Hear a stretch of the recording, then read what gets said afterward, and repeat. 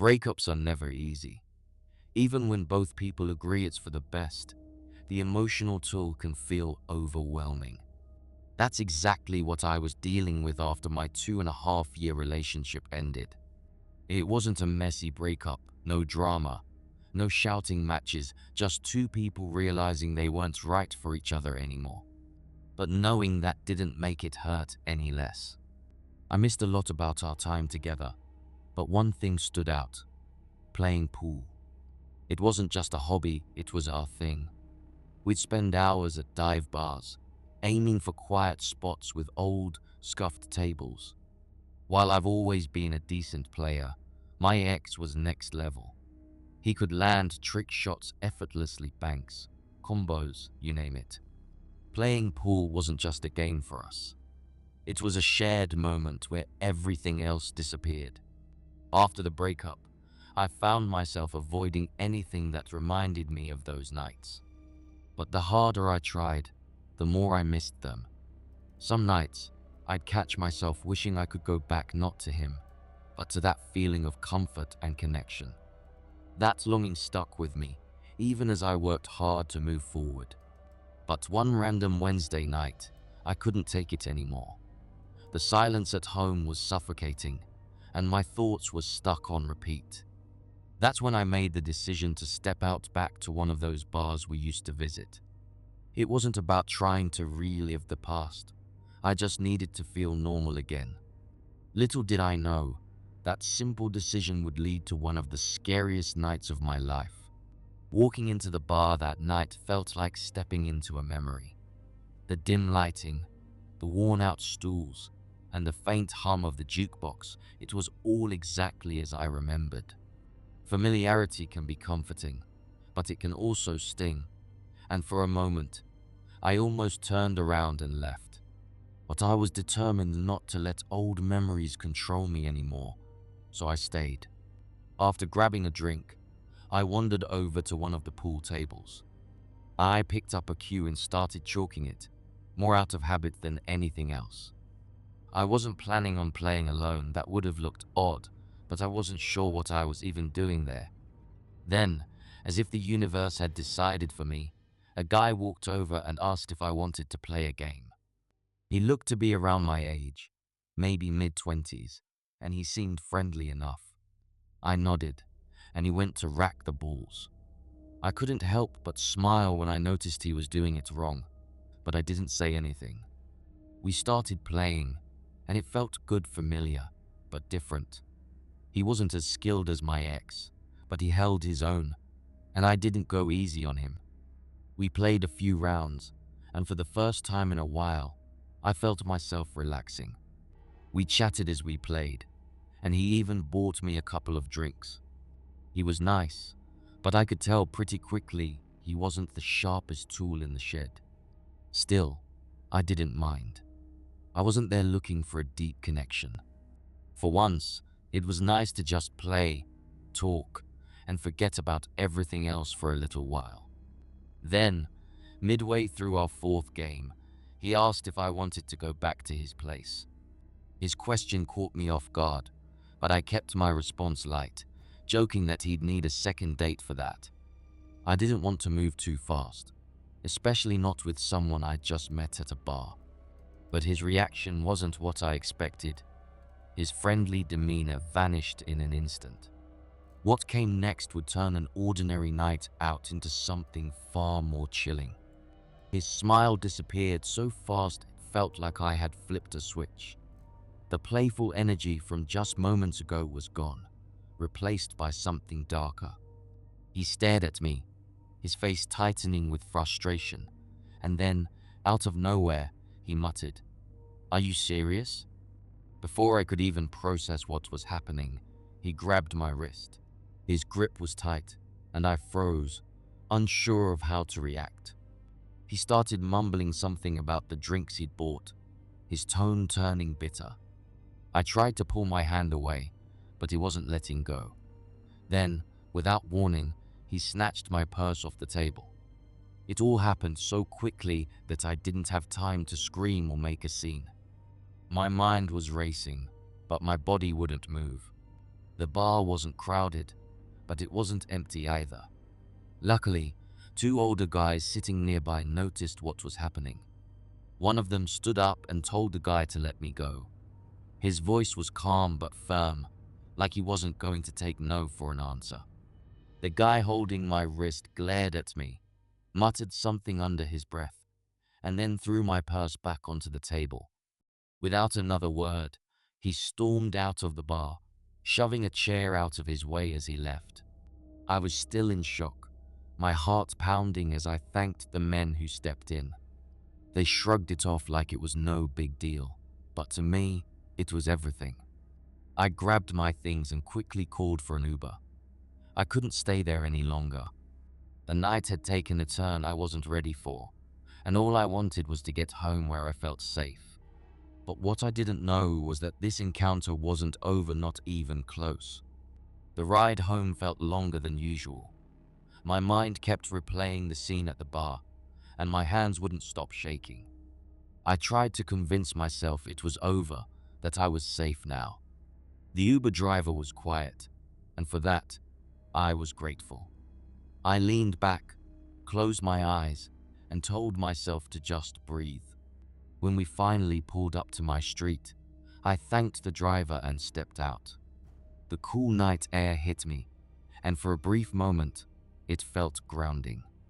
I made my way to the door, fumbling through my bag for my keys.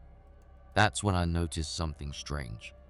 My phone buzzed with a notification, and when I glanced at the screen, my stomach dropped. It read, "AirTag found moving with you." I froze. My mind raced as I stared at the notification, not wanting to believe what it meant. My hands trembled as I dug through my purse, pushing aside my wallet and other items until I felt it something small and unfamiliar. I pulled it out and stared in disbelief. It was an AirTag. My heart pounded harder than it had all night. Someone had planted this in my bag, and I didn't have to think too hard to figure out who. Panic set in. I tossed the AirTag to the ground and stomped on it until it was in pieces. But even then, I couldn't shake the feeling of being watched. My street was empty, but that didn't mean I was alone. My eyes darted around as I clutched my bag and ran to the back door.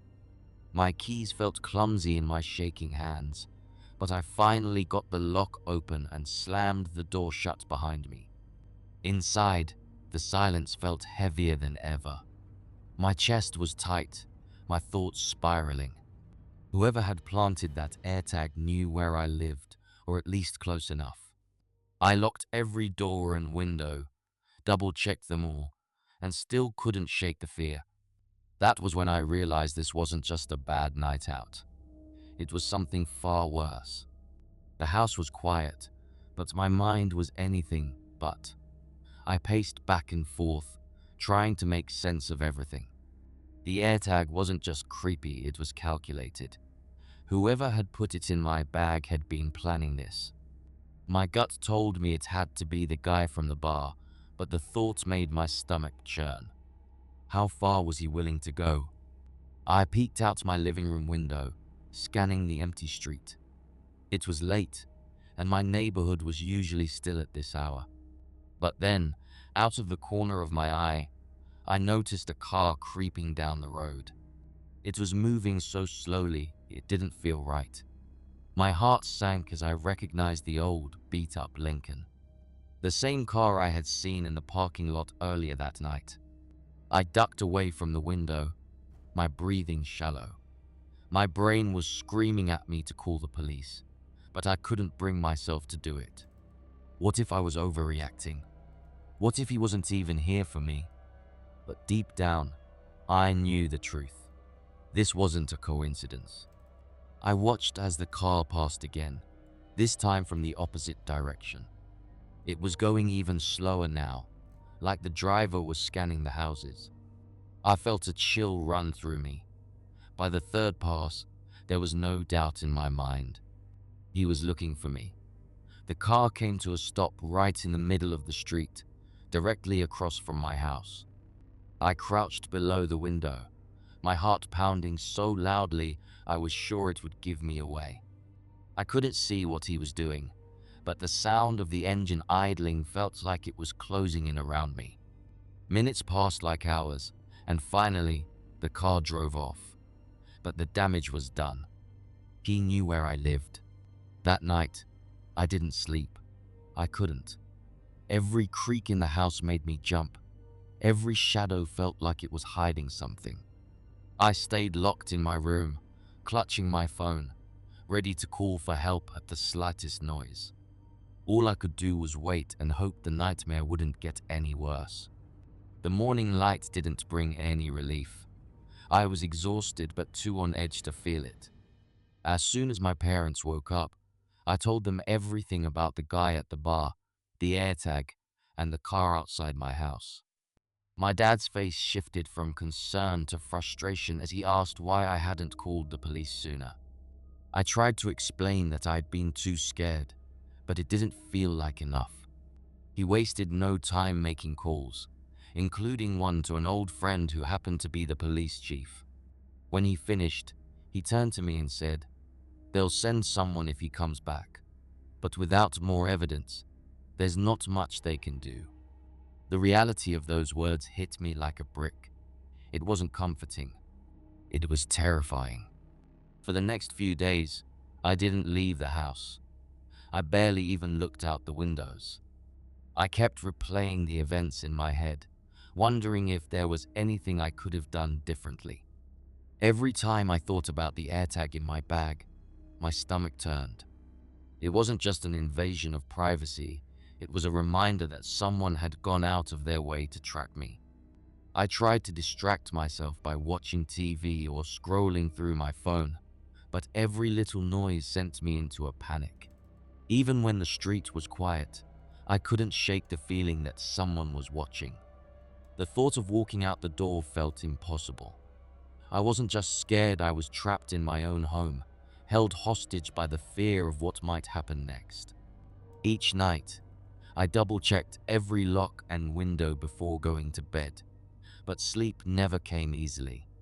The memories of that night played on a loop in my mind, and I couldn't help but wonder, was he still out there? Watching? Waiting?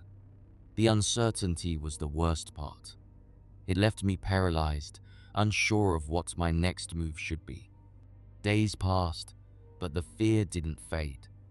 Every time I thought about stepping outside, my chest tightened.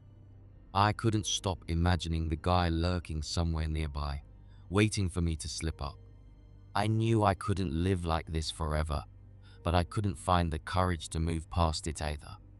It was like being stuck in a constant state of fight or flight, and I didn't know how to break free. One afternoon, my dad suggested installing extra security measures around the house. Motion sensor lights, security cameras, and reinforced locks went up within hours. The house looked and felt more like a fortress than a home, but I didn't care. Anything that made me feel even slightly safer was worth it. Still, the cameras and locks couldn't erase the image of that car driving slowly past, or the notification that changed everything. I started noticing how the smallest things could trigger my panic. A car idling too long on the street, footsteps outside at night, even the sound of my own phone buzzing. Each time, my heart would race, and my mind would jump to the worst-case scenario. I was constantly on edge, and it felt like my life wasn't mine anymore. The police hadn't been much help. Without a license plate or clear evidence, they could only tell us to be vigilant and call if anything suspicious happened again. It felt like they were just waiting for something worse to happen before they take action, and that thought made me feel even more vulnerable. I knew I couldn't avoid the outside world forever, but every step toward normalcy felt impossible. My mind kept returning to one question. Why me? What did he want? The lack of answers was suffocating. All I could do was stay alert, hoping that the nightmare wouldn't find its way back to my doorstep. As the days turned into weeks, I tried to convince myself that the worst was over. I hadn't seen the car again, and there were no more strange notifications or signs of anyone watching me. But the fear still lingered, like a shadow that wouldn't go away. Even in moments of quiet, I couldn't shake the feeling that something was still out there, waiting. I started to force myself into small routines to regain some sense of control. I'd sit by the window with a cup of coffee, watching the street. It was my way of telling myself I wasn't hiding, even though I wasn't brave enough to step outside yet. Every car that passed made my heart skip a beat, but I told myself over and over, it's just another car. It's not him. My parents tried their best to support me, but I could see their worry. My dad was constantly checking the cameras, and my mom would ask if I was okay at least 5 times a day. I appreciated their concern, but it also reminded me that I wasn't the same person I was before. I hated feeling like I needed protecting, like I couldn't even live my life without fear. One night, I decided to look through the footage from the security cameras. Part of me hoped it would ease my mind, but instead, it just made me more anxious. Every little movement, a cat crossing the yard, a branch swaying in the wind, felt like it could be something more. I stared at the screen until my eyes burned, finding nothing but still unable to look away.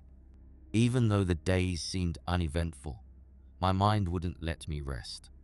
I knew I had to take back control somehow, but I didn't know where to start. The fear was still there, quietly dictating my every move, and no matter how hard I tried to convince myself it was over, I couldn't escape the nagging feeling that this wasn't the end. Kevin's life was ordinary but steady. At 40, he lived alone in a quiet neighborhood outside Baltimore, working nights as a bartender. The rooftop bar where he worked wasn't just any bar, it catered to the wealthy, the kind of people who didn't blink at overpriced cocktails. Kevin didn't live their kind of lifestyle, but he didn't mind. The job came with good tips and an energy that kept him busy. The bar's setup was unique. There were no waiters, just bartenders managing both drinks and food orders. It was fast-paced, sometimes chaotic, but Kevin thrived in it. He liked the hustle and the way it made time fly. Most nights, he barely had a second to think, bouncing between pouring drinks and chatting briefly with patrons. The clientele was a mix of personalities. There were couples on fancy date nights, groups celebrating, and solo visitors trying to look important. Kevin had seen it all. He developed a habit of guessing people's stories based on what they ordered. A simple whiskey neat, they'd had a rough day. A complicated cocktail with a long name, they were trying to impress someone. It was just a game to pass the time, but it added a bit of fun to his shift. Kevin didn't mind being busy, it kept his mind off the quieter parts of his life. He liked sticking to the job, not getting too personal with anyone. But as normal as things seemed that night, something about it would break the routine. One encounter would change everything, taking Kevin out of his comfort zone and into something he wasn't prepared for. It was a typical busy Friday night. The bar was packed with the usual crowd, friends laughing, couples enjoying drinks, and the hum of conversation filling the air.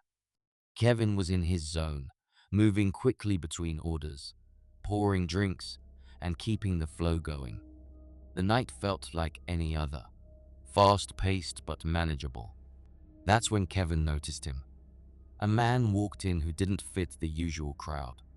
He looked rough, jet black hair, messy and unkempt, wearing a faded leather jacket covered in stains. His face was what stood out the most, though. He wasn't just angry, he looked furious, like he'd been carrying a grudge for years. The man didn't sit at a table or blend in. He went straight to the bar and stood there, staring. Kevin kept his tone calm and professional, asking what the man wanted to drink. After a pause, the man muttered, "Double shot of Jaeger." Kevin poured it without asking questions. Jaeger wasn't a common order in a place like this, but it wasn't his job to judge. When Kevin returned to take payment, the man tossed a crumpled wad of cash onto the counter and didn't say another word. It felt off, but Kevin didn't press him. Then, as Kevin started to move on, the man spoke again. This time, his words froze Kevin in place. "I knew I'd find you here, Kevin," the man said. Kevin's mind raced. How did this guy know his name? He hadn't seen him before, not here, not anywhere. Kevin demanded to know who he was, but the man didn't answer. Instead, he said, "I know what you did," before turning and walking toward the elevator. Kevin stood there, stunned. He didn't recognize the man and had no idea what he was talking about. But the way he said it left Kevin with a sinking feeling. Something wasn't right, and this wasn't the last he'd hear of it. Kevin tried to shake off the encounter, but the man's words stuck with him. "I know what you did." It kept playing over and over in his mind as he finished his shift. He didn't know the man, but the certainty in his voice made it feel personal. Kevin couldn't figure out what he could have done to provoke such a statement. The rest of the night dragged on, his usual rhythm disrupted. Every time the elevator doors opened, he caught himself looking up, half expecting the man to return. But he didn't. When his shift finally ended, Kevin felt a sense of relief, though it didn't last long. Driving home, the streets were quiet, but Kevin's thoughts weren't. The man's face, his tone, his anger, it all replayed like a bad dream. By the time Kevin got home and locked the door behind him, the unease had grown into annoying fear. He told himself it was probably just some drunk guy looking for trouble, but the way the man had said his name felt deliberate. It wasn't random, and Kevin knew it. As he climbed into bed, he couldn't shake the feeling that the night wasn't over. Something about the man's presence had unsettled him in a way he couldn't explain.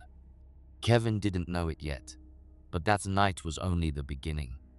Kevin woke up in the middle of the night, heart pounding. At first, he wasn't sure what had startled him.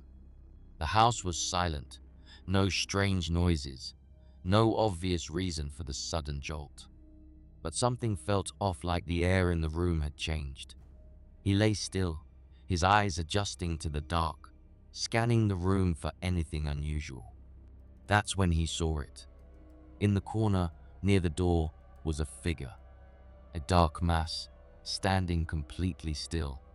Kevin froze, his breath caught in his throat. His first thought was that he must be imagining it, but the longer he stared, the more certain he became. Someone was in his room. He forced himself to stay calm, pretending to still be asleep. His mind raced. Should he make a run for it? Call for help? He didn't have much time to decide. Counting silently in his head, he gathered every ounce of courage he had and sprang out of bed, yelling at the top of his lungs. The figure didn't come toward him, it bolted. Kevin heard the sound of footsteps and something clattering to the floor as the intruder fled. He chased after them, but by the time he reached the front door, it was wide open and the person was gone. He wanted to run outside, but something held him back. What if it was a trap? Kevin locked the door and turned back toward his bedroom, his heart still racing. That's when he saw it, the knife on the floor. One of his kitchen knives. The realization hit him hard. Whoever was in his room hadn't just been watching. They had planned to do something much worse. Kevin didn't waste any time. He grabbed his phone and called the police. His voice was shaky, but he managed to explain what had just happened. Within minutes, officers arrived and began searching the house and the yard. They checked every lock, window, and door. Nothing was broken, nothing forced. It didn't make sense. The police asked him questions. Did he recognize the intruder? Did he notice anything missing? Kevin described the man from the bar and mentioned a strange encounter earlier that night. The officers took notes and promised to check the footage from the bar. They told him to stay vigilant and call immediately if anything else happened. Kevin thought back to the moment he locked up the house before bed. He was certain every door and window had been secure. Yet, somehow, the man had gotten inside. It left him feeling more vulnerable than ever. How could someone bypass locked doors without leaving a trace? When the police left, the house felt emptier, colder. The sight of the knife on his bedroom floor was a chilling reminder of how close he had come to something terrible. Kevin didn't sleep that night. He stayed awake, replaying the events over and over, trying to figure out what the man wanted and why he had been targeted. One thing was clear: this wasn't over.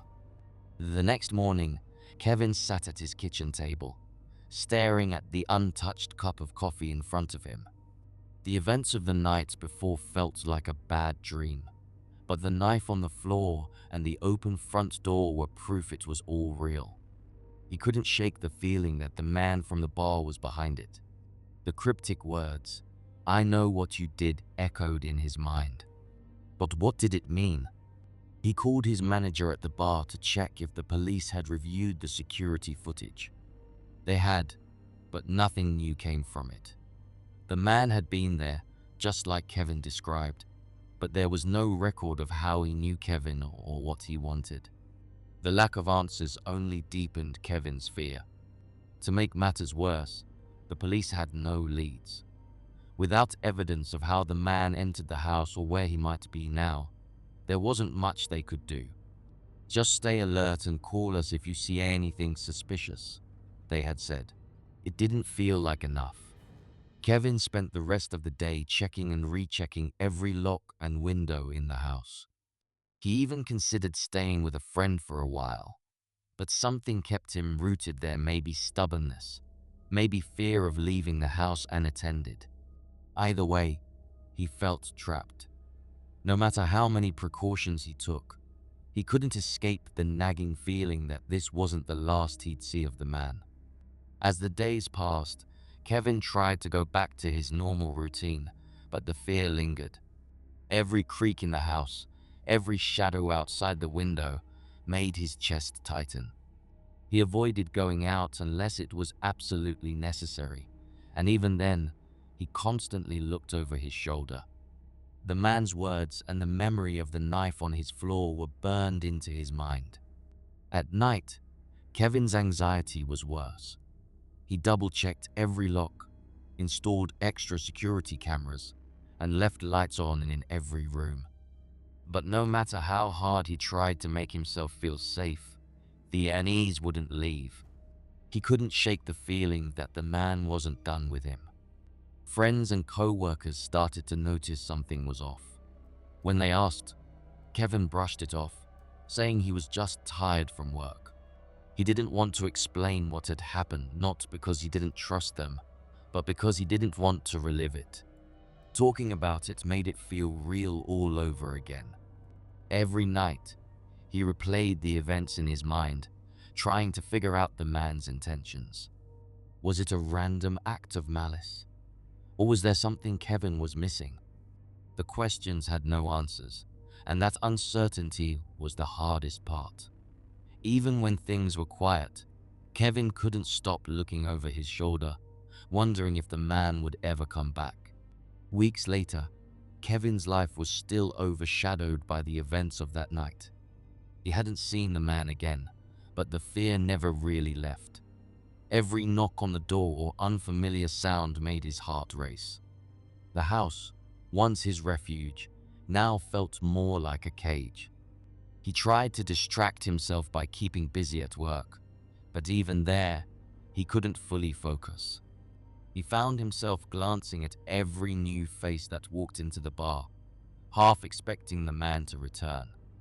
The tension was constant, gnawing at him day and night. Kevin started to second-guess everything. Had he done something unknowingly to provoke this? Or was it simply bad luck that this man had chosen him? He went through every detail in his head, trying to connect the dots, but nothing made sense. Despite the silence from the man, Kevin couldn't let his guard down. He knew that feeling of calm might just be the eye of the storm. The fear of the unknown kept him on edge, and deep down, he wondered if the nightmare was truly over or if it was only just beginning. Most people wouldn't call it a typical bar. There were no servers or waiters, just bartenders like me and the cooks in the back. If you wanted food or drinks, you had to come to the counter, place your order, and wait. It wasn't fancy, but it worked. The fast pace kept everything moving, and most customers didn't seem to mind. For some reason, the place was always packed. The atmosphere was lively, sometimes chaotic. Music played in the background, people filled every corner, and the standing area near the DJ booth was always crowded. Customers came for the energy as much as the drinks. Families, groups of friends, even college kids on a budget, it didn't matter. There was something about the place that drew everyone in. I liked the rush. It kept me on my feet and made the shifts go by faster. No time to overthink or get bored when there were lines of people waiting for orders. The crowd changed every night, which kept things interesting. But that night wasn't like the others. It started out normal, busy, noisy, full of life, but as the hours went by, something strange crept in. And when the elderly couple walked through the door, the energy shifted in a way I couldn't explain. The bar was in full swing that night, packed with a younger, rowdy crowd. College kids filled the place, ordering rounds of tequila shots and laughing loudly over the music. It was the kind of night where drinks spilled faster than they could be poured, and every few minutes someone was trying to dance in the small space near the DJ booth. For me, it was just another chaotic weekend shift. I stayed focused, moving between orders, clearing glasses, and keeping the flow going. The usual crowd was easy to predict: loud, messy, and always in a rush for their next drink. But as I worked, I noticed something unusual. An elderly couple had walked in and quietly taken a seat at a booth in the corner. They didn't look like they belonged. Among the noise, laughter, and flashing lights, they stood out with their calm and almost reserved presence. I wondered why they had chosen this place, but I didn't have time to dwell on it. There were drinks to serve and customers to handle. Still, something about them caught my attention, even as I went back to the chaos of the night. As the night went on, the couple remained seated in the same booth. What struck me most was how still they were: no movement, no conversation, just sitting there like statues. They hadn't ordered anything, not even a glass of water. At first, I assumed they might be waiting for someone or unfamiliar with how the bar worked. But as I glanced over a few times, I noticed something even stranger. They weren't looking at each other or at the crowd. Both of them were staring blankly at the wall next to their booth, as if they were lost in thought or completely detached from everything around them. It gave me an uneasy feeling, but I brushed it off and kept working. Eventually, I decided to approach their table. Maybe they were confused about ordering or needed something. When I reached the booth, I smiled and politely asked if they'd like anything to eat or drink. The woman didn't respond. She didn't even flinch. She kept staring at the wall, completely still. The man slowly turned his head toward me, and for a moment, I felt a chill. His face was pale, his eyes sunken, and he didn't say a word. Instead, he shook his head firmly, a silent but clear no. Something about the way he looked at me made my stomach drop. I muttered a quick "okay" and walked back to the bar, my hands slightly trembling. Something wasn't right about them, and I couldn't shake the feeling that I was missing something. I tried to focus on my work, but I couldn't stop glancing at the booth. The couple hadn't moved. They were still sitting there, staring at the wall like they were frozen in time. The uneasy feeling in my chest grew stronger.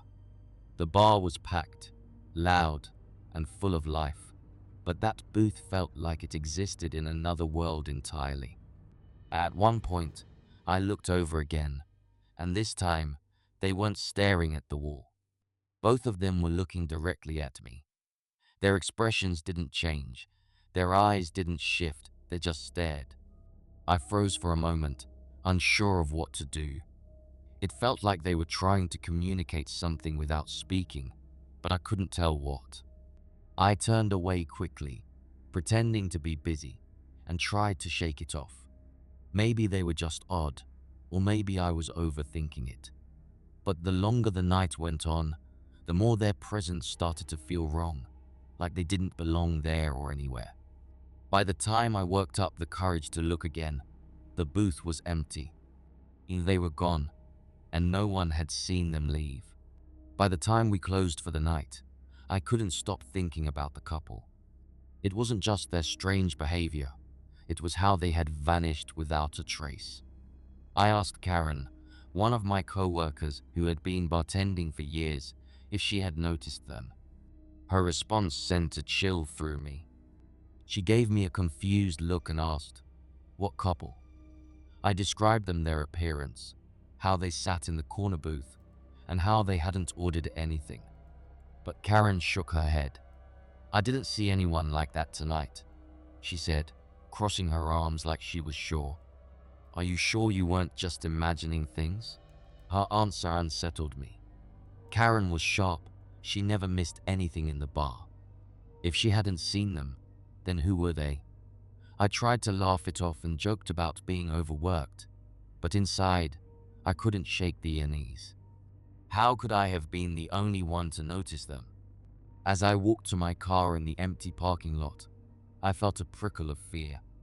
Just across the street, under a single streetlight, I saw two figures standing still. My heart raced. It was them, the same couple. They weren't moving, just staring in my direction. I didn't wait to see what would happen next. I jumped into my car, locked the doors, and sped away, my hands gripping the wheel tightly. The entire drive home, I kept looking in the rearview mirror, half expecting to see them following me.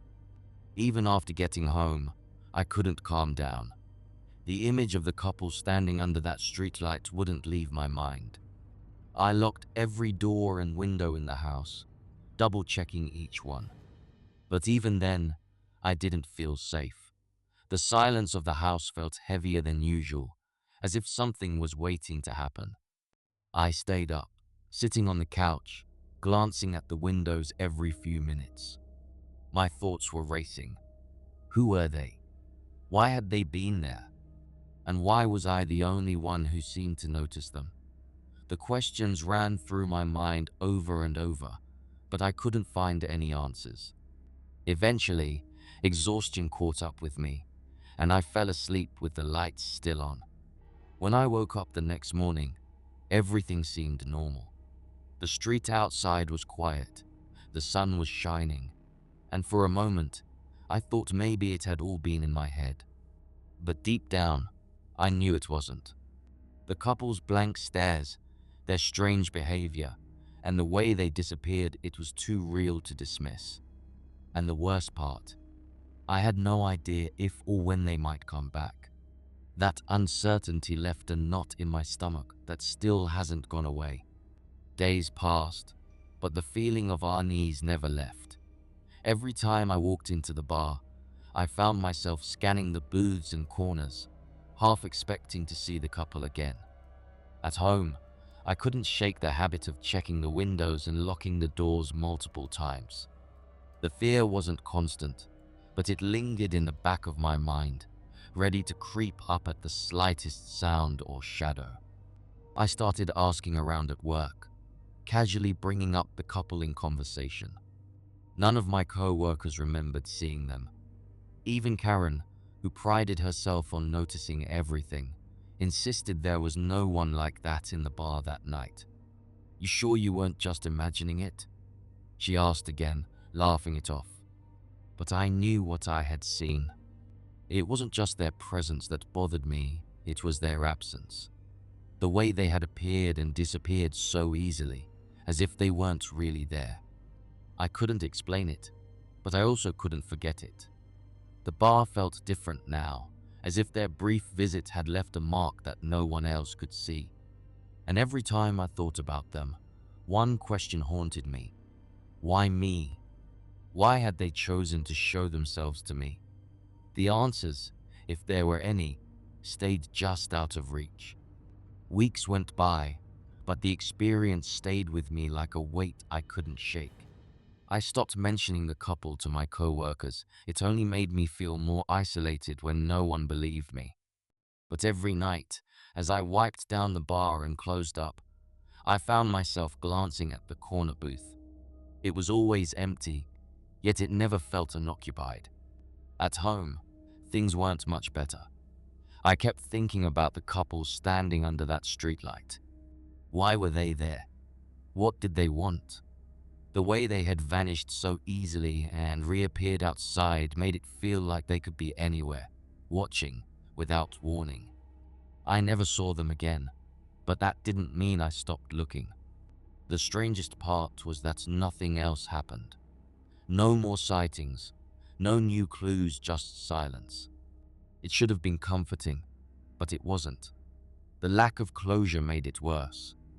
I was left with questions I couldn't answer, and the fear that maybe, just maybe, they weren't gone for good. It wasn't over, it was just waiting. And that thought was harder to live with than anything else. Even now, I can't stop thinking about them. It's the little things that bring it back: a quiet moment at the bar, an empty booth, or a shadow that lingers too long in my peripheral vision. I've tried to move on, convincing myself that it was just a strange, isolated event. But deep down, I know it wasn't. The couple's presence felt deliberate, like they wanted me to see them. Their behavior wasn't random, it was calculated, purposeful. And the fact that no one else noticed them makes it harder to forget. It's not the kind of fear that comes from something loud or obvious. It's the quiet kind, the kind that creeps up on you when everything seems fine. Life has mostly gone back to normal, or at least as normal as it can be. But every time I step into the bar, I catch myself checking that corner booth, waiting for them to return. I don't know what I'll do if they come back, and I don't know what it means that they haven't. All I know is that their silence is louder than any words they could have said. And maybe that's the scariest part of all.